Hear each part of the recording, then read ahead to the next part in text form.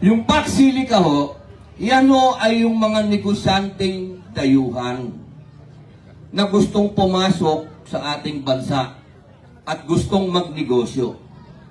Tandaan po ninyo, kapag merong investor, kapag merong namumuhunan, ano ibig sabihin nun? May trabaho. Pag may trabaho, may sweldo.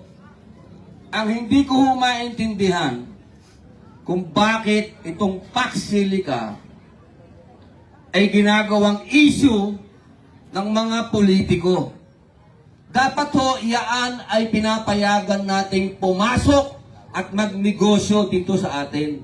Hindi ho yan dapat pigilan.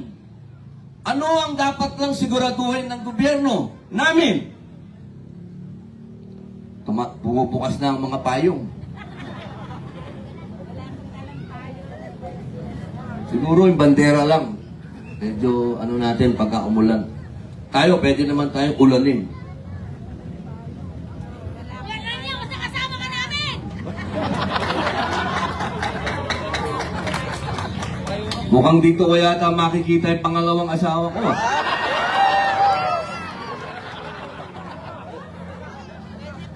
Ayan yata, ayan na. Bantayan lang po ninyo yan, mga kababayan ko. Kasi diyan po nakatutok kung paano magkakaroon ng mga trabaho dito sa bansa natin. Pumasok yung mga dayuhan. Yan ho ang ginawa ng Singapore, yan ang ginawa ng Vietnam, yan ang ginawa ng Malaysia. Lahat ho ng kapitbahay natin, yan ho ang ginawa. Pinapasok ang mga dayuhan na mamumuhunan. Hindi po ibig sabihin na sinasakop tayo. Dahil kung tayo ang sasakupin, ako ang unang-unang lalaban dyan. Pinatunayan ko na ho yan. Nung tayo sinasakop ng ICC, ako ang lumaban dyan. Di ba pinagpintangan pa kami? Ginawan pa ako ng issue na pinatakas ko daw si Bato. Hindi ho totoo yun. Hindi ko ho pinatakas si Bato. Sumakay lang po sa kotse ko, lumabas kami.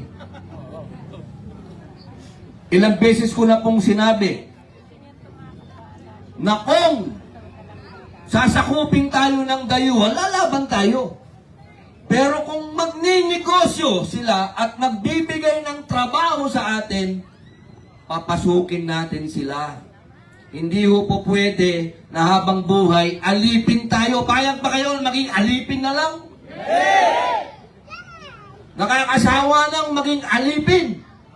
Kailangan umasenso naman ho ang ating mga buhay.